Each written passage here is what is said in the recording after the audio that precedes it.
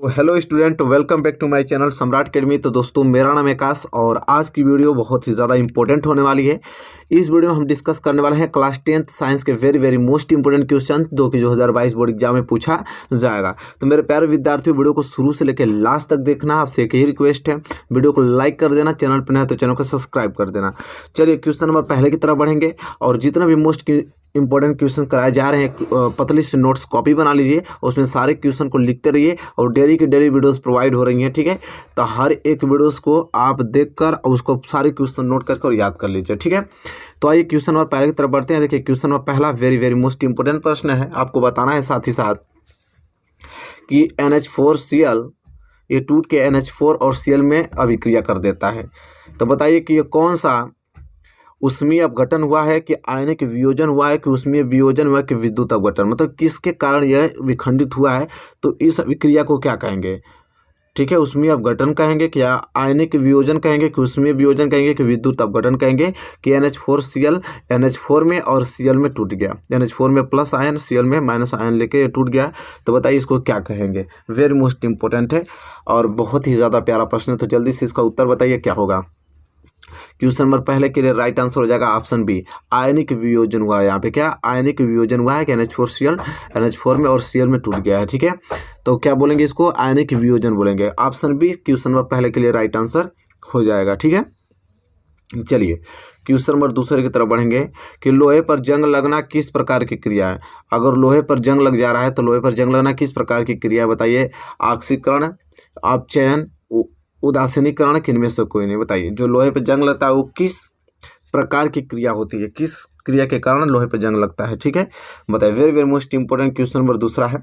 जल्दी से कमेंट के माध्यम से मैं बताइए कि इसका आंसर क्या होगा। लोहे पर जंग लगना किस प्रकार की क्रिया है? तो ऑक्सीकरण क्रिया है। क्या ऑक्सीकरण क्रिया होती है? ऑप्शन ए क्वेश्चन नंबर दूसरे के लिए राइट आंसर हो जाएगा। Very most important question number question number दूसरा। ठीक है, यहाँ तक क्लियर हो गया क्वेश्चन नंबर दूसरा। क्वेश्चन नंबर तीसरे की तरफ आइए। देखिए क्वेश्चन नंबर तीसरा बहुत ही प्यारा प्रश्न है। कह रहा है कि पादप में जाइलम उत्तरदायी है। पादप में जो जाइलम है उत्तरदायी है जल का वहन, कि भोजन का वहन, कि अमीनो अम्ल का वहन करता है, कि ऑक्सीजन का वहन करता है। जो पादप में जाइलम है, पादप में जो जाइलम होता है वो क्या कार्य करता है, किसका वहन करता है? जल का वहन, भोजन का वहन, अमीनो अम्ल का, ऑक्सीजन का वहन। बताइए जल्दी से कमेंट के माध्यम से बताइए। Very most important question number तीसरा। ठीक है, तो पादप में जाइलम का जो उत्तरदायी है, जो पादप में जाइलम जो कार्य करता है वो जल का वहन करता है। किसका? जल का वहन करता है। इसलिए क्वेश्चन नंबर तीसरे के लिए ऑप्शन ए राइट आंसर हो जाएगा। किसका वहन? जल का वहन करता है।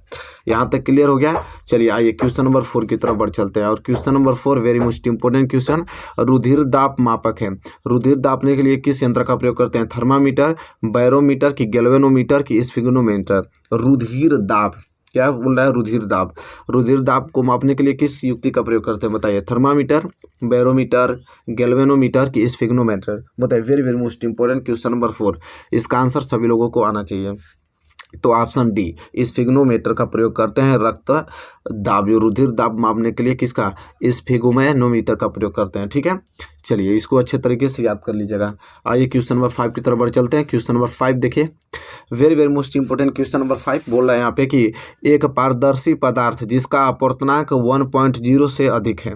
कोई एक पारदर्शी पदार्थ है और उसका अपवर्तनांक जो है वो 1 से अधिक है और उसकी आभासी मोटाई उसकी वास्तविक मोटाई की तुलना में है। जो उसकी आभासी मोटाई होगी वो उसकी वास्तविक मोटाई की तुलना में होगी, बराबर होगी कि अधिक होगी कि कम होगी कि शून्य होगी, ये बताना है। वेरी मोस्ट इंपॉर्टेंट क्वेश्चन है कि अगर एक पारदर्शी पदार्थ है जिसका अपवर्तनांक 1 से अधिक है तो उसका आभासी मोटाई जो होगी उसकी वास्तविक मोटाई की तुलना में कैसी होगी, ये बताना है आपको। Very most important. तो ऑप्शन सी कम होगी। क्या होगी?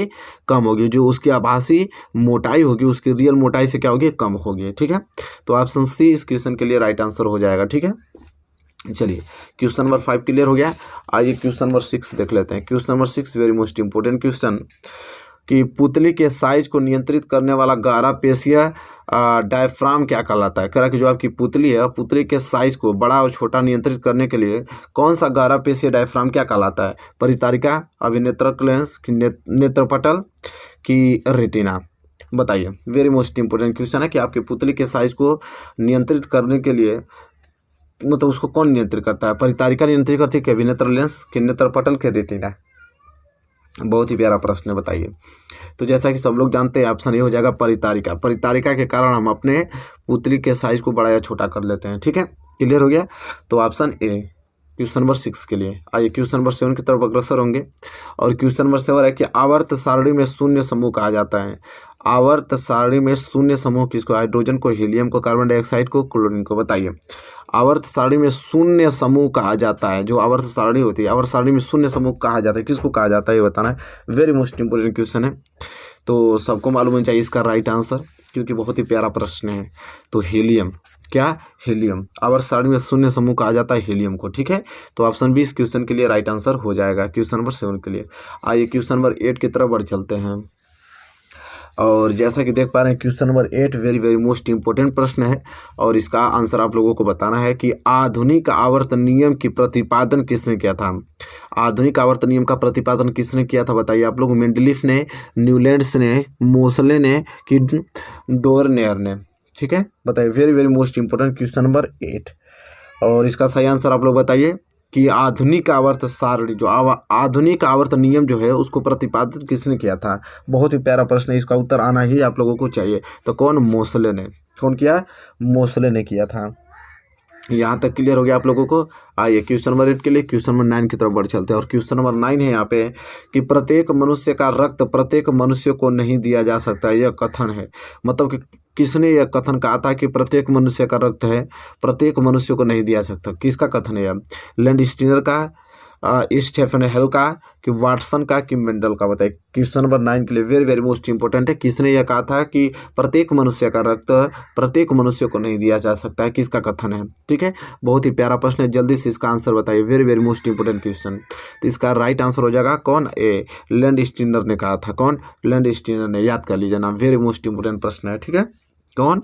लैंडस्टीनर ने कहा था कि प्रत्येक मनुष्य का रक्त प्रत्येक मनुष्य को नहीं दिया जा सकता है। ठीक है, आइए क्वेश्चन नंबर 10वां देखिए। क्वेश्चन नंबर 10 जो कि वेरी मोस्ट इंपोर्टेंट प्रश्न है, निम्न में से कौन सा एक मानव में मादा जनन तंत्र का भाग नहीं है? बताना है कि इन चारों ऑप्शनों में से कौन मानव में मादा जनन तंत्र का भाग नहीं है। अंडाशय, गर्भाशय, शुक्रवाहिनियां, डिंबवाहिनी। ठीक है, बताइए। बहुत ही ज़्यादा प्यारा प्रश्न, डिंबवाहिनी लिखा है। बताइए क्वेश्चन नंबर 10 के लिए राइट आंसर क्या होगा। निम्न में से कौन सा एक मानव में मादा जनन तंत्र का भाग नहीं है? तो वह है ऑप्शन सी। कौन? शुक्रवाहिनियां जो है वह मादा जनन तंत्र का भाग नहीं है। बाकी अंडाशय भी होता है, गर्भाशय भी और डिंबवाहिनी भी होता है। ठीक है, तो चलिए यहाँ तक क्वेश्चन नंबर 10 महत्वपूर्ण हमने प्रश्न आपको डिस्कस किया। ये बहुविकल्पीय प्रश्न थे। ठीक है, आइए कुछ हम लोग सब्जेक्टिव क्वेश्चन देख लेते हैं जो कि वेरी वेरी मोस्ट इंपोर्टेंट है। इन प्रश्नों को आपको किसी कीमत पर तैयार करके जाना है।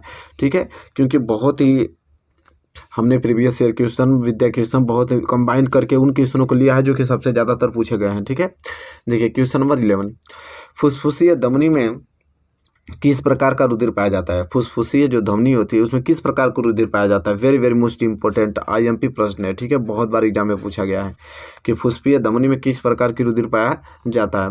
तो आंसर क्या लिखेंगे आप लोग कि फुसफुसीय धमनी में अशुद्ध रुधिर पाया जाता है। क्या? अशुद्ध, जो खराब रक्त होता है, ब्लड होता है, वो पाया जाता है। यह इसे शुद्ध करने के लिए फेफड़े में पहुँचाती है। फुसफुसीय धमनी के अलावा सभी धमनियों में शुद्ध रुधिर बहता है, जिसके कारण ये गुलाबी रंग की प्रतीत होती है। देखिए मेरे प्यारे विद्यार्थियों, फुसफुसीय धमनी को छोड़ाकर बाकी सभी धमनी में क्या शुद्ध रुधिर पाया जाता है वो पाया जाता है। अब फुसफुसीय धमनी में अशुद्ध रुधिर पाया जाता है, जो खराब ब्लड पाया जाता है, और यह खराब ब्लड को क्या करता है कि शुद्ध करने के लिए कहाँ पहुँचाता है? फेफड़े में पहुँचाता है। ठीक है, और वही कह रहा है कि फुसफुसीय धमनी के अलावा बाकी जितने भी धमनियाँ हैं ना, उसमें क्या धमनियों में शुद्ध ऑक्सीजन रुधिर पाया जाता है, शुद्ध रुधिर पाया जाता है, जिसके कारण ये किस रंग की दिखती है? गुलाबी रंग की प्रतीत होती हैं। तो आपको याद हो गया होगा, बहुत ही सिंपल है। ठीक है, आई होप आप क्लियर कर लिए होंगे इस क्वेश्चन को, और नहीं क्लियर हो तो जल्दी से नोट करके अब बोर्ड एग्जाम तक आते आते ये सारे प्रश्न याद हो जाने चाहिए आपको। ठीक है, चलिए आइए क्वेश्चन नंबर 12। क्वेश्चन नंबर 12 देखिए, वेरी मोस्ट इंपोर्टेंट क्वेश्चन कह रहा है कि निकट दृष्टि दोष से आप क्या समझते हैं? वेरी वेरी मोस्ट इंपोर्टेंट, बहुत ही ज़्यादा IMP प्रश्न है। यह प्रश्न सभी देखने को आपको मिलेगा। ठीक है, निकट दृष्टि दोष से आप क्या समझते हैं? तो आइए जान लेते हैं निकट दृष्टि दोष किसे कहते हैं। तो निकट दृष्टि दोष से पीड़ित व्यक्ति को निकट की वस्तुएं स्पष्ट दिखाई देती हैं, पर दूर की वस्तुएं स्पष्ट दिखाई नहीं देती हैं। अर्थात नेत्र का दूरबीन जो होता है वो अनंत पर न होकर कहाँ कुछ पास आ जाता है। अब देखिए मेरे प्यारे विद्यार्थी, बहुत ही सिंपल फंडा होता है। निकट दृष्टि दोष में निकट की वस्तुएं फ्रेश दिखाई देती हैं, दूर की वस्तु फ्रेश नहीं दिखाई देती है, बस इसी को निकट दृष्टि दोष कहते हैं। अगर दूर दृष्टि दोष रहता है तो दूर की वस्तुएं स्पष्ट दिखाई देती हैं, निकट की वस्तु स्पष्ट नहीं दिखाई देती है, तो उसको दूर दृष्टि दोष कहते हैं। तो दोनों याद कर लीजिएगा इसे एक ही साथ। तो फिलहाल निकट दृष्टि दोष की बात हो रही है, तो निकट दृष्टि दोष से पीड़ित व्यक्ति को निकट की वस्तुएं स्पष्ट दिखाई देती हैं पर दूर की वस्तुएं स्पष्ट दिखाई नहीं देती। अर्थात क्या होता है कि नेत्र का जो दूर बिंदु होता है अनंत पर न होकर थोड़ा क्या आ जाता है, पास आ जाता है। ठीक है, ये question number 12 very very most important question है। क्वेश्चन नंबर 13 की तरफ आइए। देखिए बहुत ही प्यारा प्रश्न है। ये कह रहा है यहाँ पे कि MgAlCl में कौन सा तत्व अधिक विद्युत ऋणी है, वह क्यों? अधिक विद्युत ऋणी है और वह क्यों? इन 4 आपको तत्व दिखाई दे रहे हैं। ठीक है, आपको बताना है इसमें से कि कौन सा अधिक विद्युत ऋणी है। तो जैसा कि आप देख पा रहे हैं यहाँ पे कि इसका उत्तर होगा कि ये सभी तृतीय आवर्त के तत्व है। जो चारों दिखाई दे रहे हैं आपको, ये सभी तृतीय आवर्त के तत्व हैं तथा मैग्नीशियम और क्लोरीन की तरह परमाणु क्रमांक बढ़ने के साथ तत्व का आकार घटता जाता है। अगर इनका परमाणु क्रमांक बढ़ेगा तो तत्व का आकार क्या होता है, घटता जाता है। अर्थात बाएं से दाएं जाने पर विद्युत ऋणात्मक इलेक्ट्रॉन को आकर्षित करने की क्षमता का मान बढ़ जाता है। जैसे ही यह बाएं से दाएं जाते हैं तो विद्युत ऋणात्मक मतलब कि इलेक्ट्रॉन की आकर्षित करने की क्षमता क्या होती है, बढ़ जाती है। अर्थात क्लोरीन सर्वाधिक विद्युत ऋणी होता है। कौन? क्लोरीन जो होता है सर्वाधिक विद्युत ऋणी होता है। तो इन चारों में से कौन सा तत्व विद्युत ऋणी होता है? तो क्लोरीन। इसलिए क्योंकि क्लोरीन का परमाणु क्रमांक बढ़ने के साथ तत्व का आकार भी क्या हो जाता है, घटता है। जैसे ही परमाणु क्रमांक बढ़ेगा तत्व का आकार घट जाता है। अर्थात बाएं से दाएं जाने पर विद्युत जो ऋणात्मक इलेक्ट्रॉन की आकर्षित करने की क्षमता होती है बढ़ जाती है। तो इसलिए हम क्या कहते हैं कि क्लोरीन जो है सर्वाधिक विद्युत ऋणी है। यहाँ तक क्लियर हो गया आप लोगों को? क्वेश्चन नंबर क्या है, 13 है। आई होप क्लियर हो गया होगा। क्वेश्चन नंबर 13 क्लियर हो गया।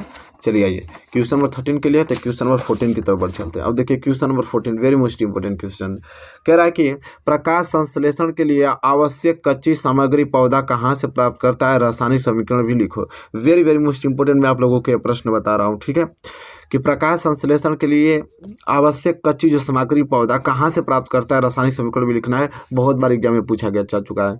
तो उत्तर में पहला लिखेंगे कार्बन डाइऑक्साइड। पहला क्या होता है, कार्बन डाइऑक्साइड। पादप वातावरण से कार्बन डाइऑक्साइड रंध्रों द्वारा प्राप्त करता है। प्रकाश संश्लेषण के लिए पौधा कहाँ से सामग्री इकट्ठा करता है, तो जैसा कि जानते हैं प्रकाश संश्लेषण में कार्बन डाइऑक्साइड तो आवश्यक है। तब पौधा जो होता है वो कार्बन डाइऑक्साइड कहाँ से प्राप्त करता है, तब पादप वातावरण से कार्बन डाइऑक्साइड जो होता है रंध्रों द्वारा प्राप्त करता है। इसके बाद जल कहाँ से प्राप्त करता है, तब पादप जड़ों द्वारा जल का अवशोषण मृदा में से करते हैं तथा पत्तियों एक इसका परिवहन करते हैं। तो जल कहाँ से प्राप्त करते हैं, तो अपने जड़ों से प्राप्त करते हैं और पत्तियों तक ये क्या करता है, इसका परिवहन करता है, पत्तियों तक पहुंचाता है, जड़ से पूरा पत्तियों तक जल अवशोषित करता है। क्लोरोफिल कहाँ से प्राप्त करते हैं, तो हरे पत्तों में क्लोरोप्लास्ट होता है। हरे पत्तों में क्या होता है, क्लोरोप्लास्ट होता है जिसमें क्लोरोफिल मौजूद होता है। तो क्लोरोफिल वहाँ से वो प्राप्त कर लेते हैं। इसके बाद सूर्य का प्रकाश तो आप लोग जानते हैं सूर्य से प्राप्त करते हैं सूर्य का प्रकाश। और यह इसका रासायनिक समीकरण हो गया कि 6CO2 12H2O प्रकाश क्लोरोफिल के साथ अभिक्रिया करके C6H12O6 और 6H2O और 6O2 के क्या करते हैं, निर्माण करते हैं। प्रकाश संश्लेषण का रासायनिक समीकरण भी हमने आप लोगों को दर्शा दिया। तो हमसे अलग अलग पूछा था कि कहाँ से प्राप्त करते हैं कोई भी कच्ची सामग्री प्रकाश संश्लेषण के लिए, तो हमने सब कुछ डिटेल में अच्छे से लिखा है और यहाँ पे रासायनिक समीकरण भी दिया है। ठीक है, आई होप क्लियर हो गया होगा। Question number 14। क्वेश्चन नंबर 15 देखिए कितना वेरी वेरी मोस्ट इंपॉर्टेंट प्रश्न है। क्वेश्चन नंबर 15 है कि पोषण क्या है। अब बोला हमसे पोषण क्या है, पोषण की आवश्यकता क्यों पड़ती है, ठीक है, अथवा पोषण क्या है। देखिए दो तरीके से प्रश्न पूछा जाता है। एक तो आपसे पूछेगा कि पोषण क्या है, पोषण की आवश्यकता क्यों पड़ती है, एक पूछ लेगा कि पोषण क्या है। बहुत ही ज़्यादा महत्वपूर्ण प्रश्न है। ठीक है, तो लिखेंगे कि शरीर को जीवित दशा में बनाए रखने के लिए कोशिका में निरंतर उपापचय होता रहता है। उपापचय के लिए भोजन या कच्चा माल जीवधारी वातावरण से लेते रहते हैं, इसे पोषण कहते हैं। ऊर्जा उत्पादन, मरम्मत तथा वृद्धि के लिए पोषण की आवश्यकता पड़ती है। भाई सब लोग जानते हैं कि अपने शरीर को जीवित रखने के लिए, अपने शरीर को जीवित बनाए रखने के लिए कोशिका में निरंतर उपापचय होता रहता है। ठीक है। तो उपापचय के लिए भोजन कच्चा माल तो आवश्यकता होगी, भोजन नहीं खाएंगे तो कैसे होगा। तो इसलिए भोजन और कच्चा माल जीवधारी वातावरण से क्या करते हैं, वो लेते हैं और इसे पोषण कहते हैं। सिंपल। ऊर्जा उत्पादन, परंपरा तथा वृद्धि के लिए भी पोषण की आवश्यकता पड़ती है। जब तक खाना खाएंगे, पोषण लेंगे नहीं तो आप कैसे, आपकी शरीर की वृद्धि होगी, आप कैसे जीवित रह पाएंगे। ठीक है। तो इसलिए पोषण बहुत ही ज़्यादा जरूरी है हमारे शरीर को जीवित रखने के लिए। सिंपल फंडा है। ठीक है। यहाँ तक आप अपने दिमाग से इसको याद कर लीजिएगा, अपने दिमाग से एक्सप्लेन करके एग्जाम में लिख लीजिएगा, 1 नंबर कटने वाला नहीं है। तो जैसा कि आपने देखा कि क्वेश्चन नंबर 15 था, हमने इतना वेरी मोस्ट इंपॉर्टेंट आपको बताया। ठीक है। इस वीडियो में इतना क्वेश्चन रहने देते हैं, इन सभी क्वेश्चनों को ईमानदारी से नोट करके और याद करके आपको बोर्ड एग्जाम में पहुँचना है। ठीक है। तो मेरे प्यारे विद्यार्थी, वीडियो कैसी लगी बताइए। वीडियो अच्छी लगी तो प्लीज़ लाइक कीजिएगा और चैनल पर नए हैं तो चैनल को सब्सक्राइब करके बेल आइकन को प्रेस कर लीजिएगा। और मिलेंगे एक प्यारे से नेक्स्ट वीडियो में, तब तक के लिए धन्यवाद।